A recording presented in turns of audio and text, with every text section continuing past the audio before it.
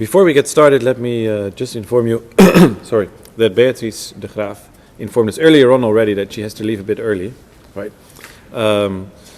So let's make the most out of these 15 minutes that you can still be with us. And let me therefore start with you by asking you the easy question.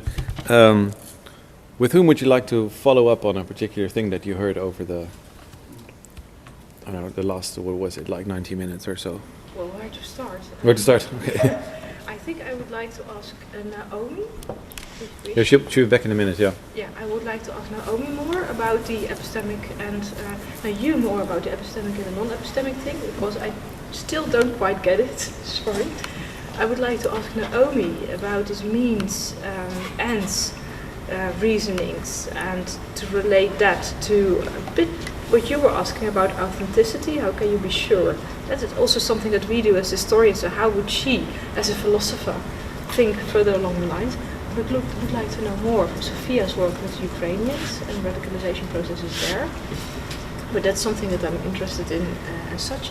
And with Lorne about more instances of orthopraxis. How do you think about a sociology not of the dogmas but of the practices? Because he also studied that in new social religious movements. So too much actually, okay. Sorry. Too much. All right. Well, we've got a bit of time. So, Nora, would you like to go first in offering a couple of thoughts here? Yeah, so maybe I can start by saying why I became interested in this question, like what kind of norms are influencing our study. So you see, so I started when thinking about fundamentalism, and fundamentalism is of course this historical movement, and then you have more or less accurate descriptions of this historical movement. And then accuracy would be an epistemic norm, so to accurately describe reality. So you can have a better or a worse description in the sense how accurate it is, how well it represents reality. I like that as an historian. Yeah? Yeah. Okay. No, that makes sense. So the example helps me. Yeah, and then what happened in fundamentalism was that the concept was kind of transported to other contexts, and there you can ask, first of all, how adequate is it to transport the context, and how well does this concept describe reality in another context. But you can also ask questions such as what other norms, so why do we, for example, want to understand some Islamic movement as a fundamentalist movement? In what sense does it help us? Mm-hmm. And there different norms might come in, such as, I don't know, so I think one reason why we wanted to understand fundamentalists, or let's say a specific Islamic group as fundamentalist, might have been because we saw them as closed-minded or so, and we saw Christian fundamentalists also closed-minded, so there might be a relevant parallel there. But there, why we focus, for example, on closed-mindedness or conceptualize fundamentalism as closed-minded is not only that there's more reasons than the accurate description of reality, but there's different norms that inform us why we, for example, focus on this specific aspect. I don't know whether this helps, yes, but it is like this helps. I need to hear it more often. Okay. That's how this philosophizing. Yeah, doing philosophy helps. Right, doing philosophy. Yeah, we tend to use that phrase rather than the verb. All right, thanks so much. And you also wanted to follow up on Naomi, so on these reason explanations. Yes, yeah. Were you there during my presentation? Yes. Yeah. So, to you, in listening to how we try as historians to sift through the wheat and chaff of means and end natures, do they really mean what they say? How would you, as a philosopher, approach that problem, or isn't it a problem?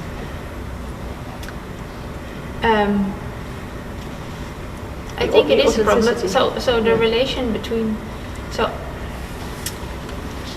one thing I was thinking is some of the things they say help us more in understanding what it is they're doing, and other things they're saying are, give us more the broader picture of, okay, what is the context in which they're operating, what kind of, background do they have, and perhaps what kind of psychological capacities, but also maybe vulnerabilities they have. So maybe what I meant, or what I think this structure of the perspective as explanatory factor might help us in doing is making a distinction between this, okay, what do we need actually to understand better what it is that we need to explain. Yeah, I see your point. Thank you. Lorne, you want to follow up on this? I'm trying to, I mean, there's so many things here to think of, so I'm just trying to think of some way to get at this or concretize things. And so let me give an illustration from like an actual passage of an interaction with the jihadist, and we're talking about the treatment of prisoners. And so I think, did I say this to you already? I can't remember. I just told someone here. So it's just one of those sort of little episodes that stands out. So we're interacting, and it was in the news or something at the time, because when we were interacting with them, everyone was paying attention. They themselves were paying attention. These are jihadists who are actually in Syria and Iraq, and they themselves are watching the news and commenting, oh, CNN said this, what bullshit, blah, blah, blah, and we're having conversations. And so they said, no, we treat our prisoners really well, right? These are ISIS members. Said, if I'm captured by the Free Syrian Army, they put me to death right away. If al-Nusra captures me, they torture me, they abuse me, maybe they won't put me to death, but I'm going to be treated very, very badly, right? When we capture them, we give them food, we take them to the river and let them bathe, we provide them with new clothing, we offer them the truth, and if they don't accept it, we kill them. He said it just like that, like killing them was on a par with we offer them food, right? And so, yes, so how do you interpret a statement like that? And I think it's really interesting, because I think we're inclined to interpret it because it's naturally a repugnant statement, because it's a statement that puts them beyond the pale of what we normally consider appropriate behavior or human behavior. But if we think historically, nothing unusual about this at all. Regrettably, it's not beyond the pale of human behavior. It's quite in line with how humanity's treated each other forever, right? And so, we're trying to recognize that from his perspective when he makes that statement, these things are exactly equatable. To give them food is a good thing. To kill them if they don't accept the truth is a good thing, because he actually did go on to explain that he was saving his soul by killing them. Yeah. Right? So that would be a question, like, okay, what kind of killing is this? What kind of action is this? Or is this? Yeah. And that's the point. So that's what I'm saying. I think what you're at is really true, because you need to understand the constitutive nature of that act as he understands it from within his perspective. And if you're going to interact with these people or explain them or understand them, it's really important to get into that first person perspective. But it's really hard to do. Yeah. And partially it's hard to tie into Nora's point, is because it violates our epistemic norms. So in addition to the norms I said that are challenged and it's hard to get around, it also, because I didn't know there was this notion of epistemic norms in this sense, part of the problem is everybody studying terrorism is constantly confronting material that violates their epistemic norms, just like extremist beliefs in general. And part of the motivation for studying the phenomenon even is to solve these epistemic puzzles, especially if you're not, as I said, you've got to qualify it somewhere, especially if you're not assuming the person is just psychopathological or that they're under coercion to do it, etc. If you're reasonably convinced the person is a reasonable person, a relatively normal person, quotation marks, they're not under coercion to do it, and they willfully do it. And of course, it's not just jihadists. We could deal with, a Hutu in Rwanda killing their Tutsi neighbor, right? As long as it's not like a mass panic thing. If it's something less that's mass panic, and so we've got to find mechanisms that justify why you go into that first person position better. Whatever. I'm not being very articulate, but I think the whole philosophic framework you raised helped to address that issue very effectively. Right. Wonderful. That's a big gain.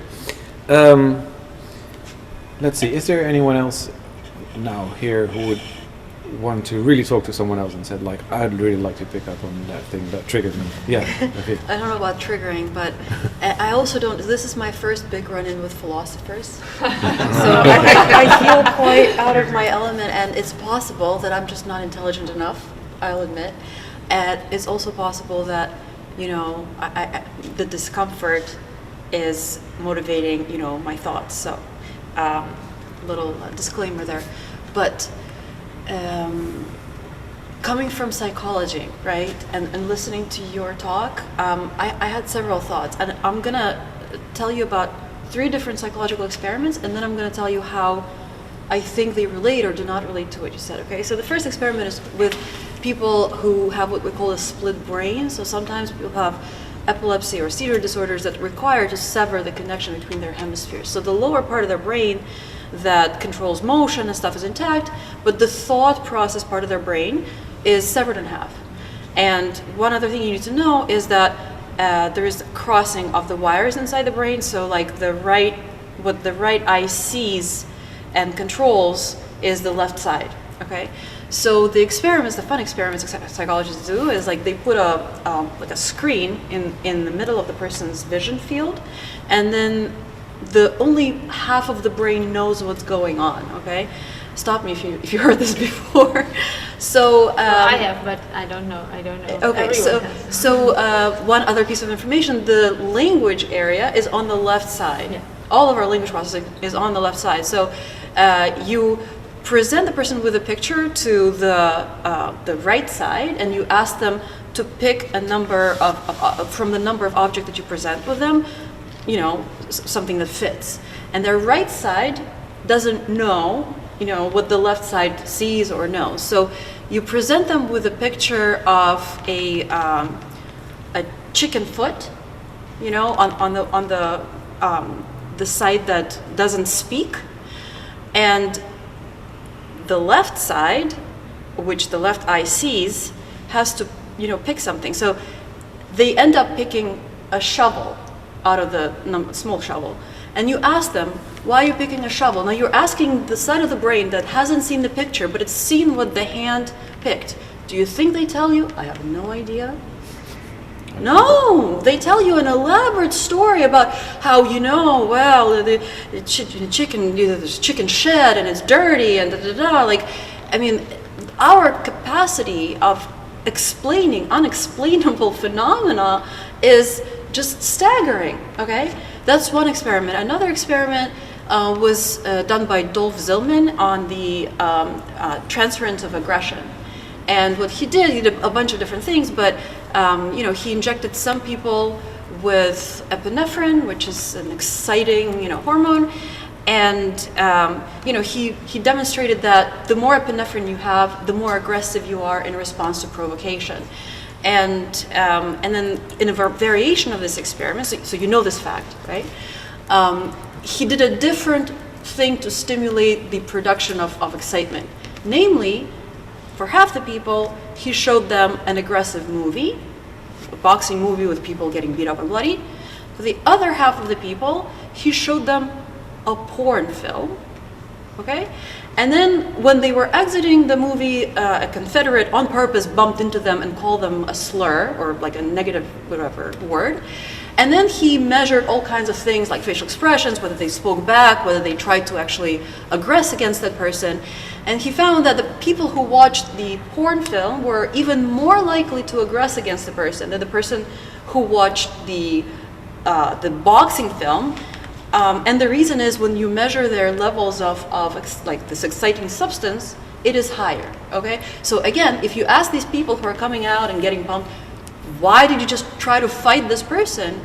Are they gonna tell you anything about how, you know, there's a level of, you know, the hormone in their blood? No, they're gonna tell you about how, like, I don't, you know, take it well when somebody speaks to me like that, and in my family, we always say, like, they're gonna tell you a whole, like, long story that justifies his behavior. And what was the third one I was going to tell you? I mean, maybe I don't have to tell you a third one. I think it's enough to capture my I don't know, confusion as to like how relevant this is. And it was especially heightened when you said that, well, I don't like to talk about intentions because as soon as you bring a psychological state in, that just throws the whole thing into disarray. And I'm sitting there thinking, how can you not bring a psychological state? Because there's so many things going on. Oh, I know what the third one was. Sorry, this was in science, and they intercepted people coming to their experiment in an elevator. The elevator went to a really high floor, so it took a little while, and every time they intercepted this participant, the Confederate dropped a bunch of papers on purpose. And then they asked the Confederate to please hold their coffee while they're picking it up. In half the cases, the coffee was cold. In the other half, the coffee was hot. And then these people who came to the experiment were told, well, actually, this is an experiment on impression formation, and we'd really love for you to just tell us how you feel about this person you just rode up in the elevator. She's a lab assistant here, and, you know, we were interested in these, like, snapshot judgments, you know? And they told them how they felt about the person, and, you know, they were asked why, and they told, well, because of this and that and the other thing. But it turns out the major difference was in whether they were holding a warm coffee, which made them feel positive toward the person, warm, open. It's like somebody that I would maybe be friends with. It seems like somebody, you know, I could open up to.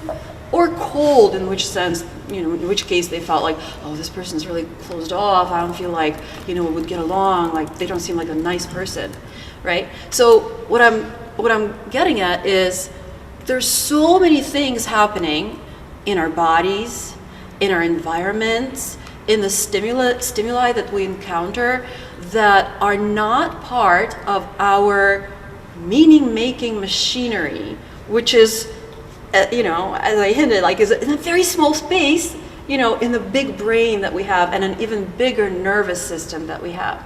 And so how do we use the framework that you presented, you know, in the context of this very, very complicated and not quite intellectually consistent, you know, biological picture?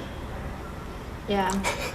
Thanks. Big question. Yeah. No, it's great. Thanks. I warned. Maybe I'm just not getting it. I'm sorry. No. I think here a kind of suspicion or hermeneutics of suspicion from the psychological perspective is also displayed, right? Like how persons from their own first-person perspective often can't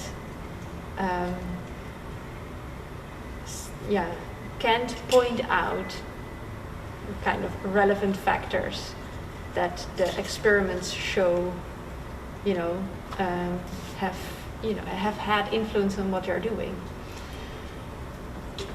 But I don't think I don't want to deny this, right? Not at all. But it's also an expectation of what you think that persons should be knowing and should be aware of. Should we be aware of our levels, you know, of arousal or so? Okay. One thing I'm thinking, perhaps, you know, this person in the split brain situation. I mean, this is a completely different situation than we normally do, right? But they think, okay, what we're showing in this experiment is that we just come up with stories what we're doing, and we're not feeling the worse for it, right? Whether they reflect anything real or not. But if you would have asked that person, you know, not why did you pick the shovel, but what are you doing? Oh, I'm picking this shovel. Why are you picking the shovel? Yeah, I have to do it I'm in an experiment. Why you're in the experiment. So there are other things in this situation that the person can, you know, does know about the actions they are taking. Yeah, and so in the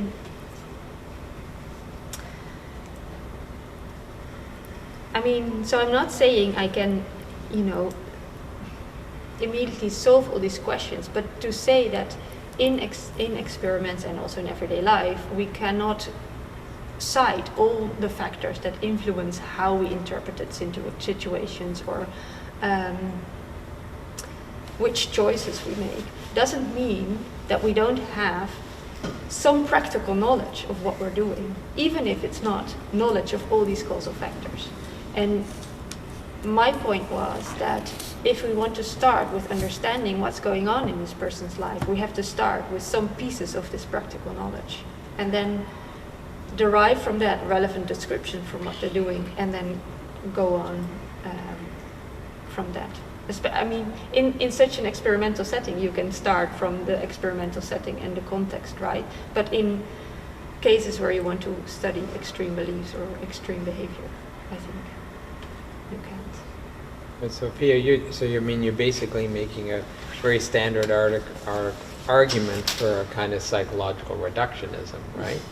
I don't know, am I? Yeah, and a biological reductionism, and we deal with this stuff all the time, right? I mean, and I'm not going to think I can address it here in a thorough way, but you know, obviously there's mountains and mountains of efforts to bring in various kinds of biological, evolutionary, and psychological, and cognitive, and reductive arguments to explain these things, all kinds of levels of behavior. Sociologically, we can do the same thing because this is the macro-micro issue.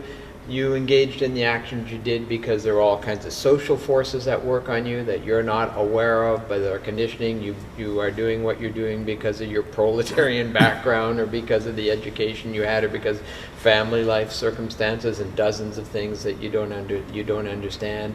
Could even be that you were traumatized by your family life, but in ways that you don't understand as trauma because in your family it was normal for that to be happening, right? And so you don't process it as trauma, right? So two things I want to just say about that is that we know that there are always these complicated emergent processes. So sociologists would come back, it's emergent process. So while you have the biology and while you have the psychology and the cognitive processes going on, as you rise to the level of interactions between human beings, in the process of interaction, you have emergent phenomenon that it could be argued are completely new and unique to that context. They're influenced by all those things, and that the reductive elements are not enough or sufficient to explain what's going or happening in the circumstance. So they're contributing, and they're things we need to know a lot more about, but they are not adequate in any way whatsoever. But that's, I'm just speaking very sweepingly because, I mean, I'm no expert in these things. Other than these are debates that have been going on for like well over 100 years.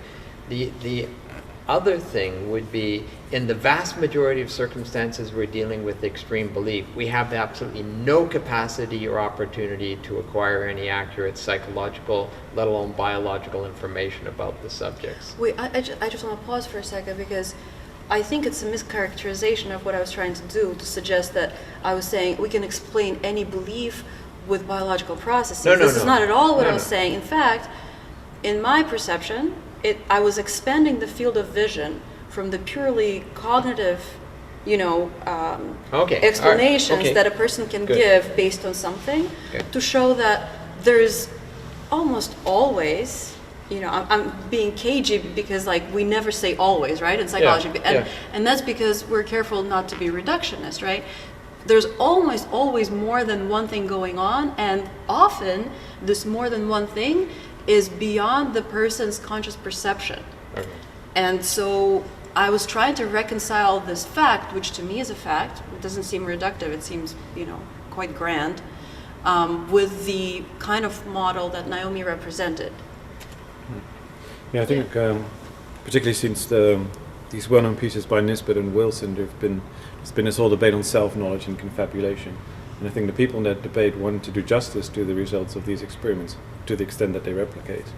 And yet maintain that for some cases people can actually know the reasons for which they act despite certain influences.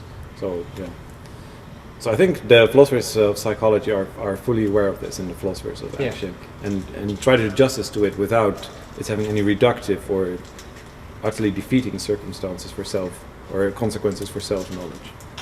That would be my impression of what's going on.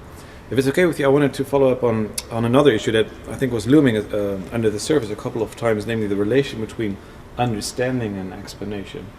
And maybe, now that we have the time, try to address it head on. So how do you construe the relation between the two? Does explaining require understanding to some extent, or the other way around, or mutually?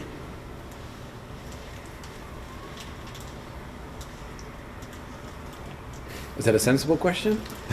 Oh, it is, but it's I think where everyone's floored because it's such a big question. It's a big one.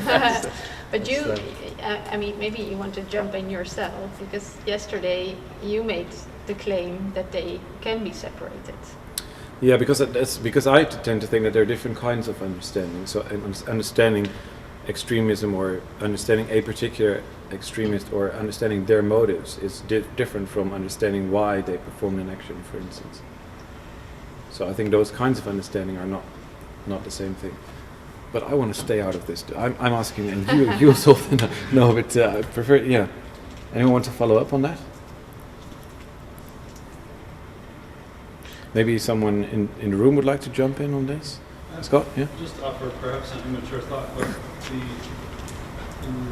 theology, a long time ago, Leslie Newbigin talked about this idea of plausibility structures. And I'm sure that's present in sociology too. I just might not have read enough, but having to do with worldview. So a religious group would offer an explanation of the world that's grand and sweeping, and so in order to have that make sense to people, in order to attract people, it has to be plausible, it has to jive with reality.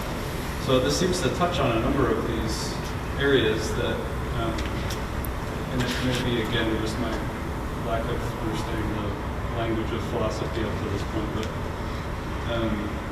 is what we're trying to do explain these plausibility structures or describe them? I don't know that there's much of a difference, because in the mind of like people we're talking to on a first person level, a lot of times they don't even have access to their own motives. And it's in those first person interviews that all of a sudden we realize it's emergent in their own consciousness. Mm-hmm. And in that process, are we able to then say, all right, well, this explains, or this is plausible, or are we even using the right language? I don't know. To me, that idea of plausibility structure captures maybe a broader segment.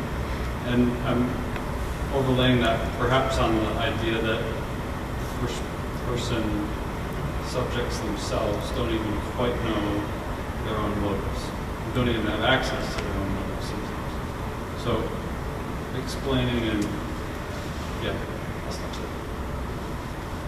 I don't know if that's helpful or not. Yeah, I think I mean there's obviously also a lot of this in psychiatry or psychoanalysis, and there's work also by a philosopher, Jonathan Lear, and he's written some interesting stuff about it. And one of the things I was struck by is that he is having sessions with a woman, and she feels alienated in certain circumstances, and so they're working through, and one of the things is that I don't know, I think she, if I remember it correctly, she likes rugby, and then afterwards she goes to the bar and just is shouting with the people around her, and at a certain point she realizes that she just isn't in, or she realizes that there is this kind of identity of being part of the guys, or being, and then all of these things suddenly make sense, and so she suddenly realizes a certain identity, and things fall into place. And I think this is perfectly possible, right? Also my account, so you just realize, or I could realize in my example, like, oh, I'm also trying to oppress Nora, for instance. But this then just adds to the complexity. I mean, situations are obviously terribly complex, so this just says, oh, I'm also doing this. If I realize it, I'm also doing it. Yeah. Right. One other thing I wanted to ask Sophia in particular about is the role of religion. So I think you devote a few pages also in the Friction book to ideology, and if I remember correctly, you're a little skeptical about the explanatory power of ideology.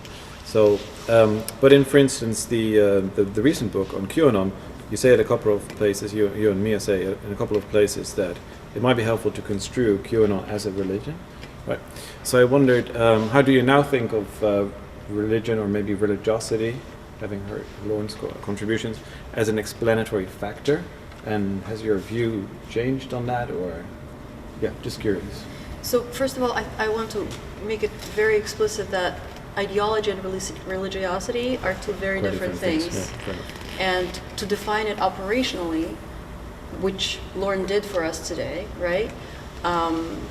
Religiosity includes some behaviors, it includes some social connections, whereas ideology is a set of beliefs. That's how I would define it. I think Lorne has a different view on ideology. It's not just a set of beliefs. I mean, that's how I would like, and I do, a pretty thorough job in my writing to define it.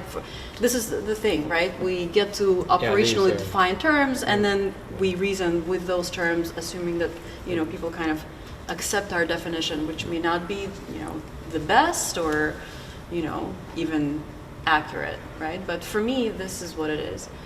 And so, QAnon is a very peculiar thing. I honestly, I don't know if I've expressed it already, but I certainly express it often, that I don't quite know how to think of them.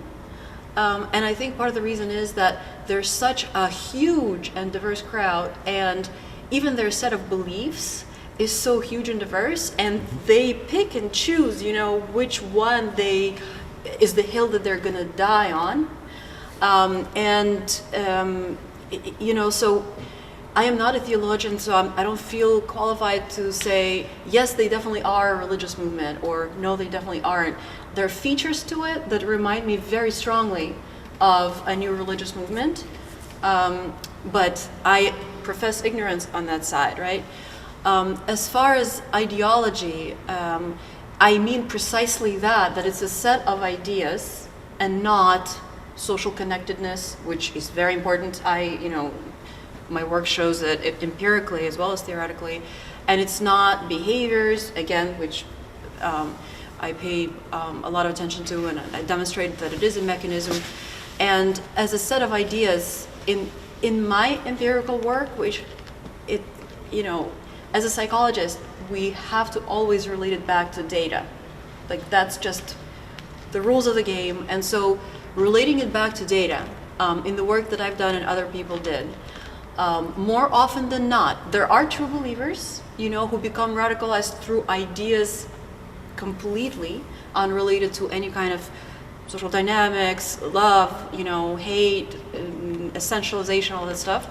But those are rather an outlier. The rule tends to be, empirically speaking, is that ideology often is a co-emergent phenomenon, and sometimes it occurs post factum. So somebody, joins a radical group for the status that it can offer, for the thrilling experiences it can offer, for the companionship, for the outrage of their family's humiliation at the hands of whatever group the group opposes.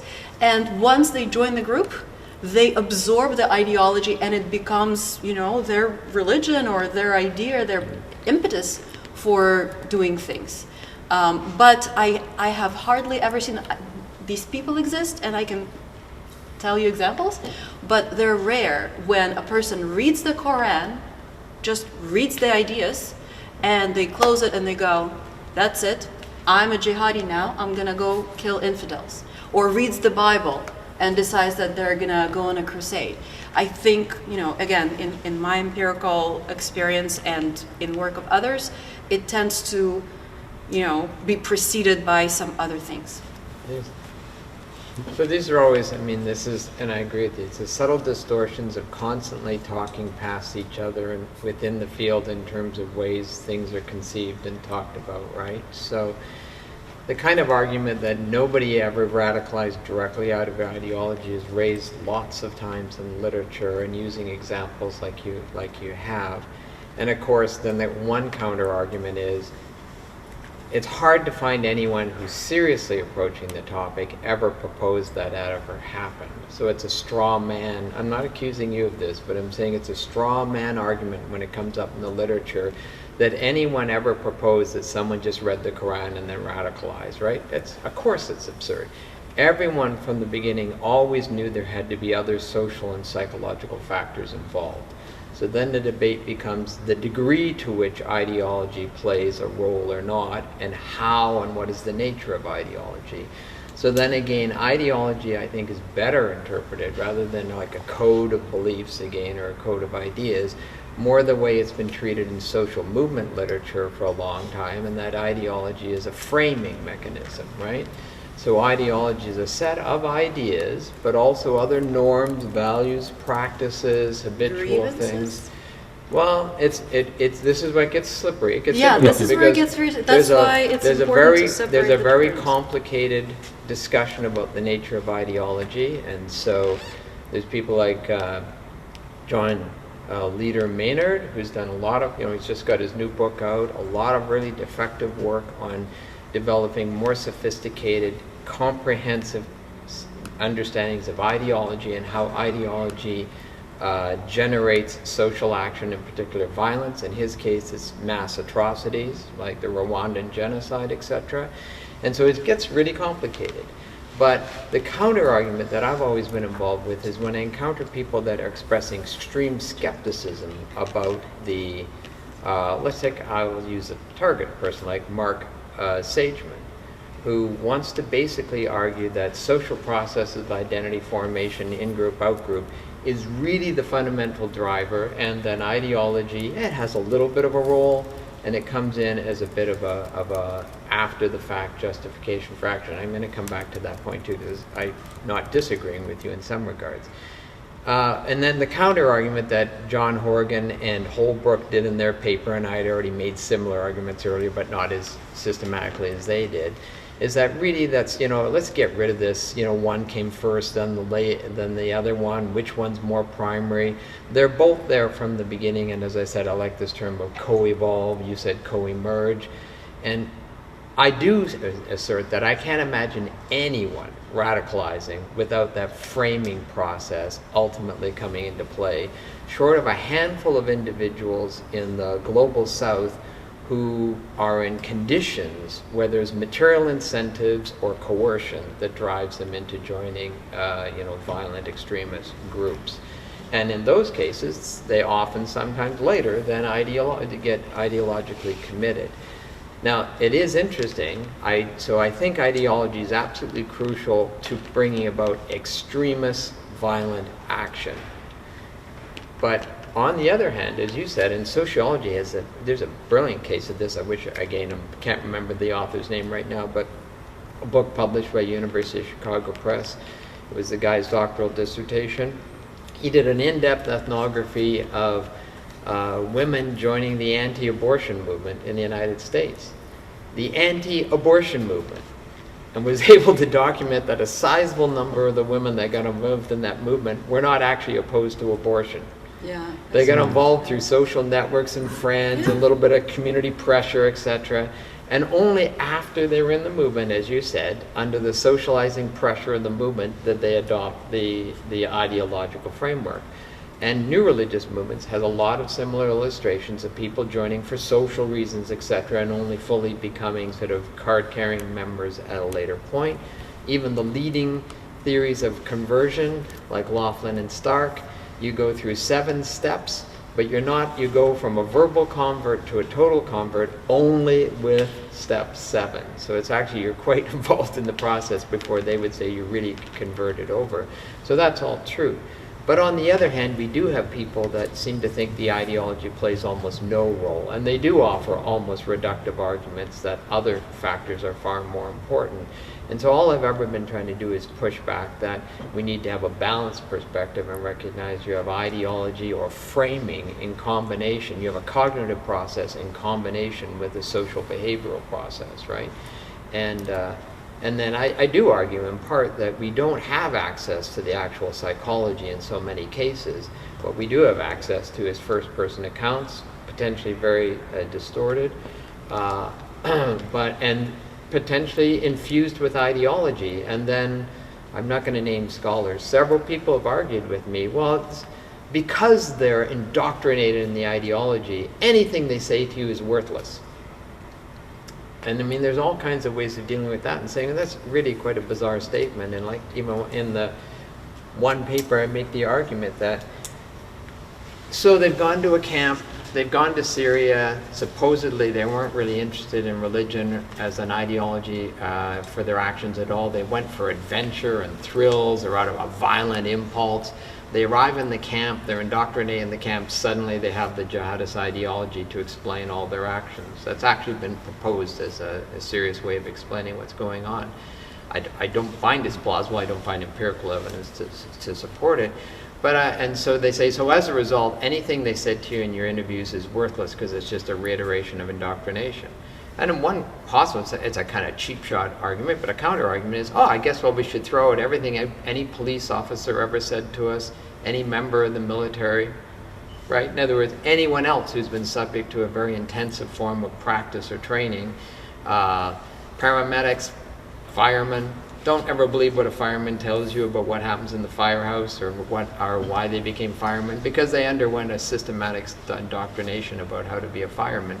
So I just don't find those arguments plausible. And I think in each case, it's just poor thinking. We need to get back to more, and I agree, so I didn't mean to, I misunderstood the point you were making about reductionism. But so it's good to broaden these things. We need to recognize, we need to bring it all to bear. We need to bring to bear an understanding of ideology and how ideology works. We need to have an understanding and appreciation of the possible epistemological value of the first person accounts.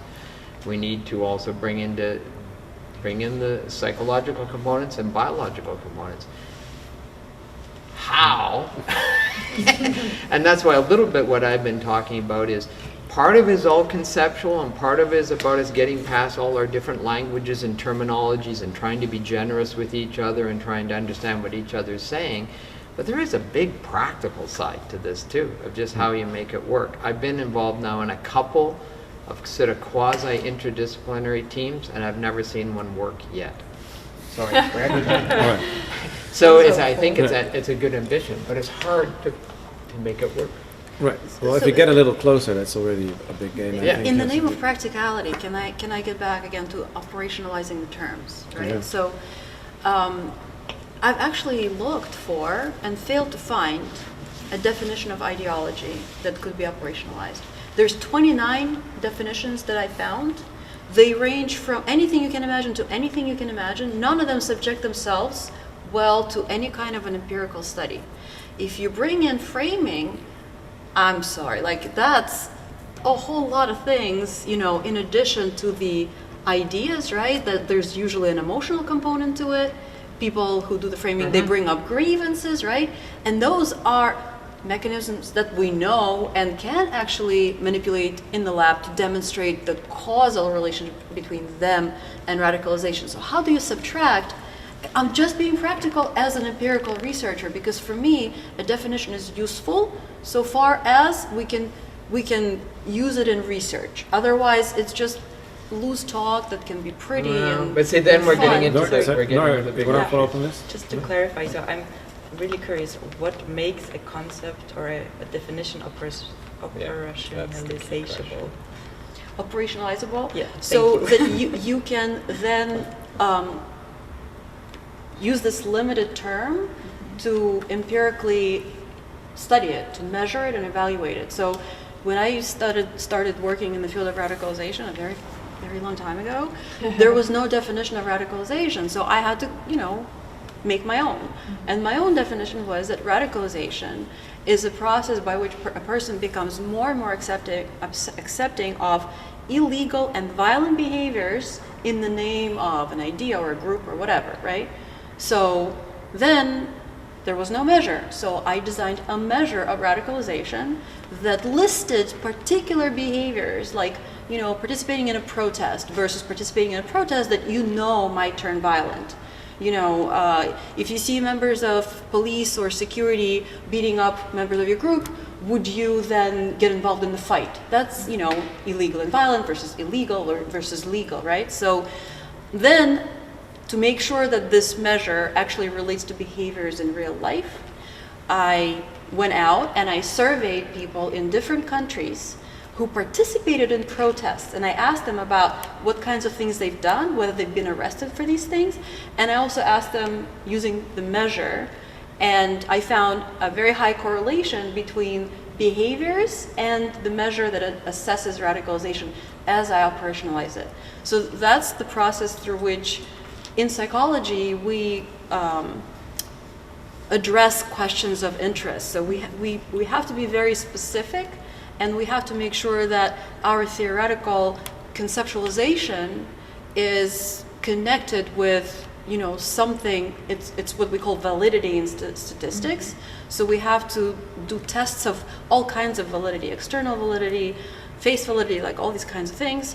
But the purpose is to make sure that this theoretical formulation is related to actual behaviors in the real world. And is measurement then the only criterion, or are there more? No, the definition is the criterion. The measure is just like a way to get at this a criterion like in the wild. You know, you can have other measures. Like obviously behavior is a measure. So if somebody's been arrested for participating in illegal protests for environmental causes, that is of course a measure of radicalization, you know? Okay. But the problem is that I agree with you. We need to get far more work towards operationalization, which is true in sociology as well, and it's done all the time. But that operationalization can't always produce clear, definitive, certainly quantitative, empirical results to the extent, and even when it does, all of those results and how things have been operationalized are always subject to debate, and et cetera. Of course, yeah. And in social psychology, in particular, experimental social psychology, you get copious amounts of experiments on the exact same phenomenon using slightly different concepts, slightly different operationalizations, producing slightly different results, but all kinds of claims made about what's going on. I'll be honest, as an outsider, it gets enormously confusing when you bump into these things, right, and say, this is just staggering that there could be, and again, part of it is the incentivization of social psychologists and experimental psychology. Yeah, I don't do experiments because there's so much trickery you can do. That's right. And but so also, I want to say that, and I said that about interviews. Yeah. Methods are just tools. So, you know, don't just run around with a hammer because everything you see is a nail.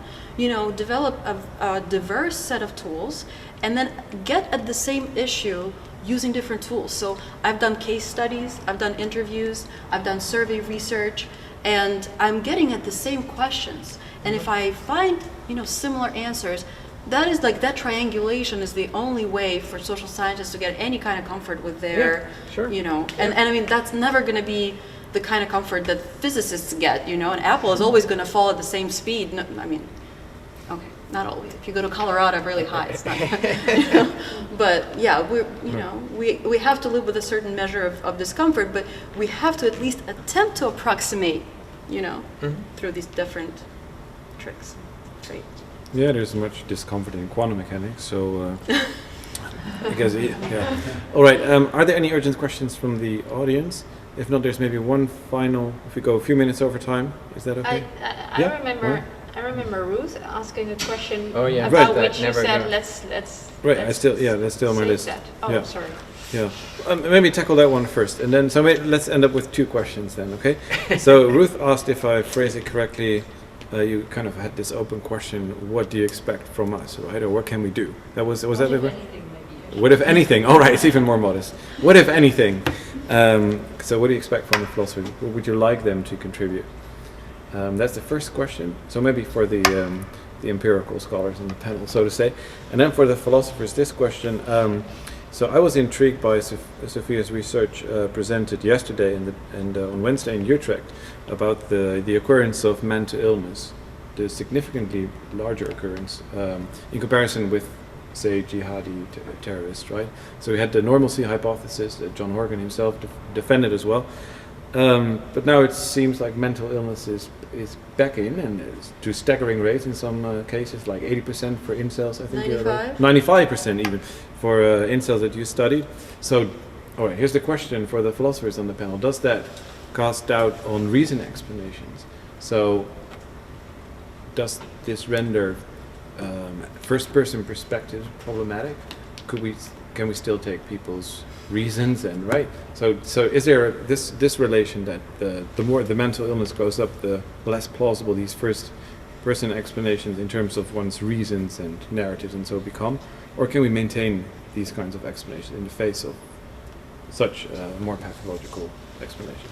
So, why don't you go first? The two of you. Can I just qualify a little bit to Okay, say go that ahead, mental illness doesn't mean that somebody's incapable Yeah, of fair enough. reasoning. Right.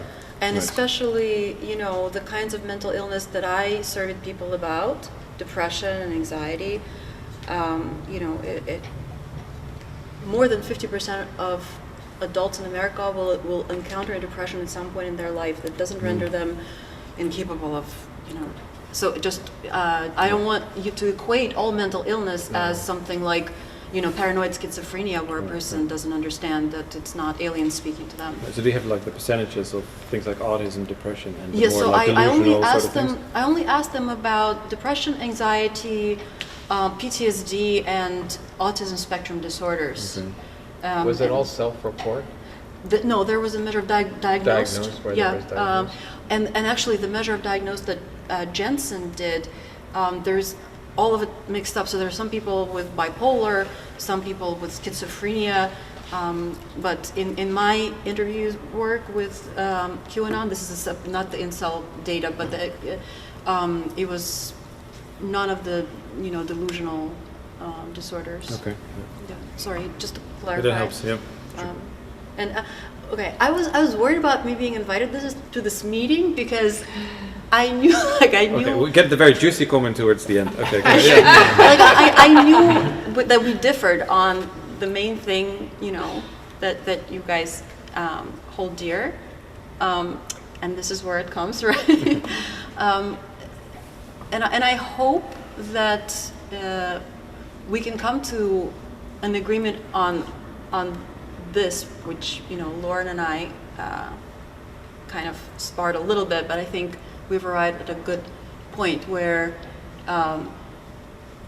the empirical tradition is in some way reductionist and in some ways tricky, but at the same time, if we want to determine causality, which is I think what your presentation was about, determining causality, it has some unparalleled tools as far as effectiveness and clarity, in my view. And so if we could come to a bridge where you provide an operationalized definition that you're happy with, that we can then test, we can find answers, because to date there is no definition of ideology that's operational, and the one that I have is definitely not as relevant as what you say ideology is, but we're talking in different terms. And so maybe that's an answer to Ruth for a question about what we can do for each other.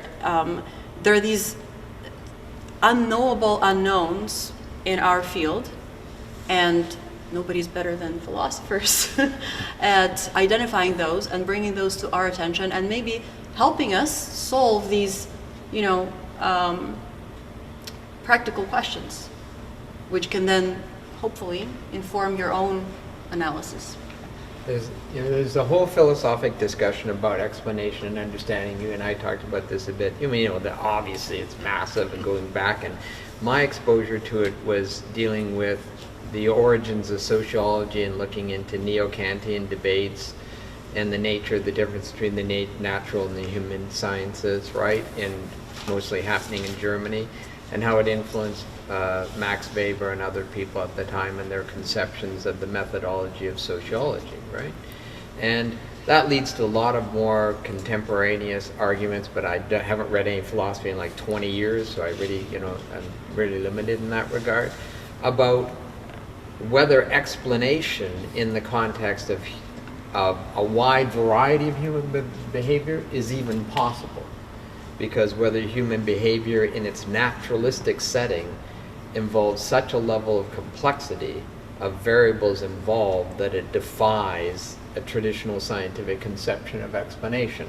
We all know that kind of argument, and it all hinges on, well, what do you mean by a traditional scientific conception of explanation? You can go crazy into all the philosophy of science, right? What that is. And I read a pile of philosophy of science many years ago too. And so in a way I studied, my doctoral dissertation uses piles of philosophy of science.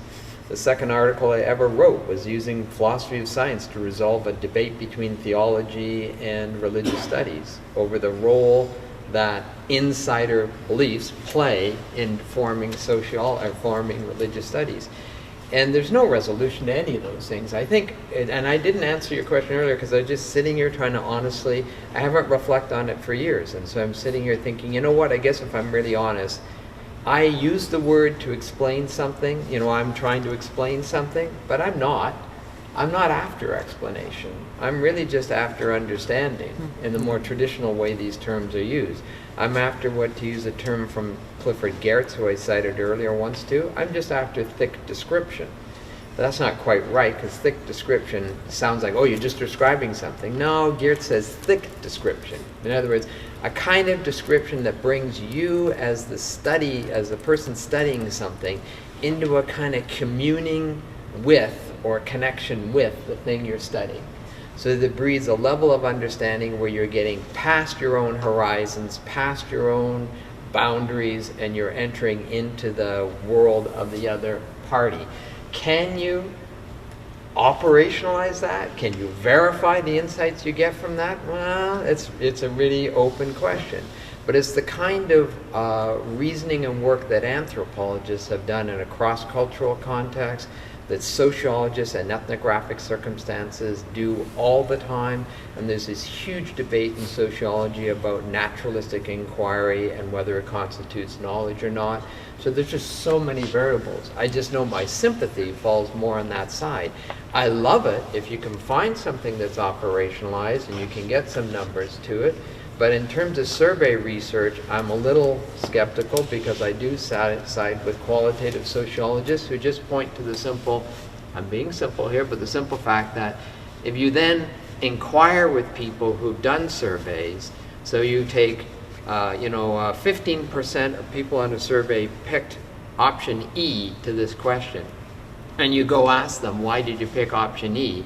You get 15 different answers that you can identify why they picked E. So what then was the meaning of picking E? In fact, gathering data and saying, oh, 25% or 15% of the population said E. Yeah, but they did it for 15 different reasons.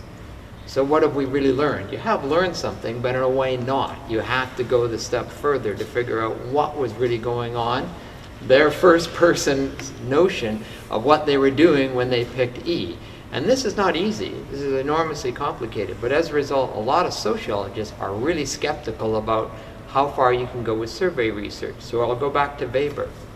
Weber said right at the beginning, with very sophisticated thinking and debate with German economists and philosophers of the day, trying to work out these issues about methodology of social science, he inverted what was the norm at the time. He said what he called nominal science, which is science that attempts to breed causal explanations and generalizable explanations, is the first step of science. The second step of science is ideographic explanations, which he said are largely historical. So Beatrice would be really happy, where you dig down into the nitty-gritty and you work out how things are happening. And that sort of relates to applying the macro to the micro. But it's all messy. It's not neat and clear that you can work it out. So, with all due respect to Weber, we've come a long way in statistical methods since then. And we've done a lot more research. And anyway. I'll just bow to my colleagues in sociology who know better than me. We all have to do that. We all have limits to our knowledge. Sociology is a massively statistical discipline, with very sophisticated statistical analysis, and there's huge swaths of sociologists that have training in all of that, and then have still said, nah, and they adopt a different orientation. So, why is it complicated? Yeah, I feel there's might be a bit of follow-up material here for you, Sophia. So Nora and Naomi then, as well. So I think I can be very brief. So for me, but I don't know the data, I'm not a psychologist, but it seems extremely difficult to imagine that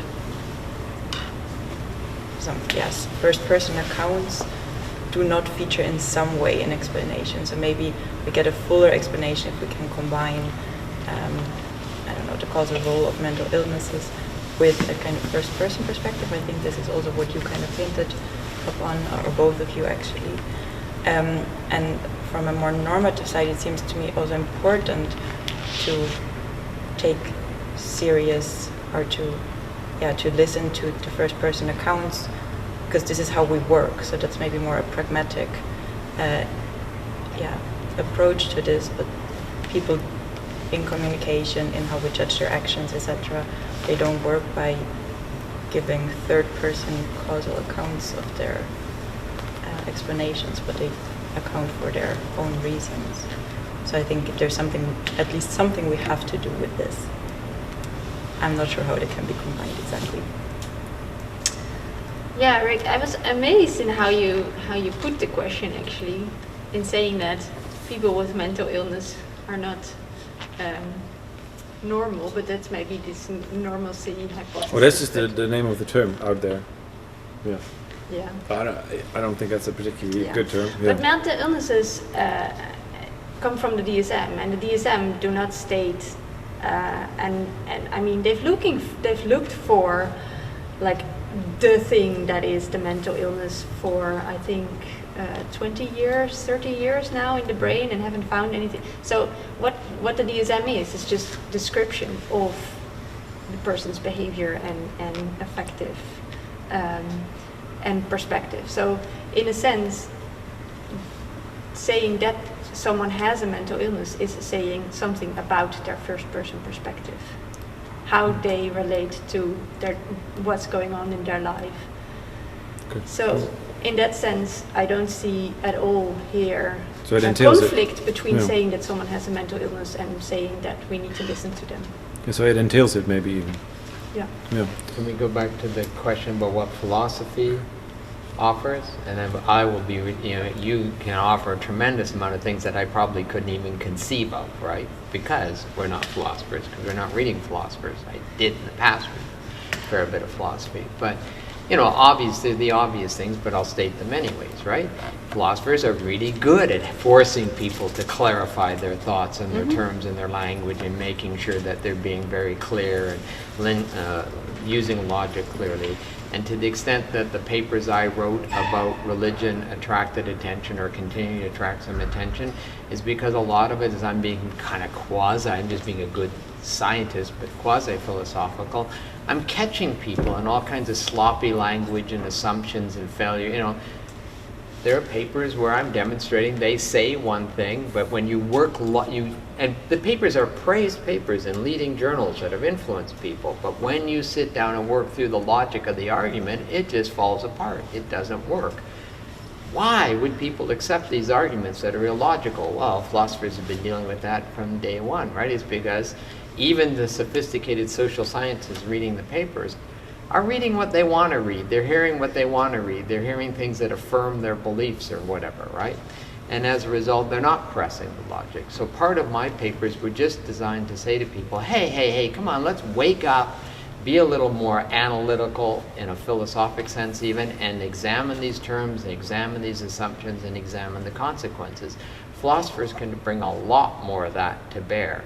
But I'm going to give you, I attribute you with doing a lot more too. And that is philosophers in a more looser sense, a less analytic sense. And again, it sounds like it's a simple thing, but it's really true. I was telling Scott about this, and I wish I'd brought the book with me, and I can't remember the damn author. I've got a book that I've been carrying around. This is the third or so trip abroad I've taken this book because I thought, I'm going to read it on the plane, right? Never do, right? It's a book about radical sacrifice, written by a leading American sort of literary critic philosopher. Somebody, I wish I could remember his name. If I said his name, you'd all go, oh yeah, of course, he's famous. He's a famous scholar.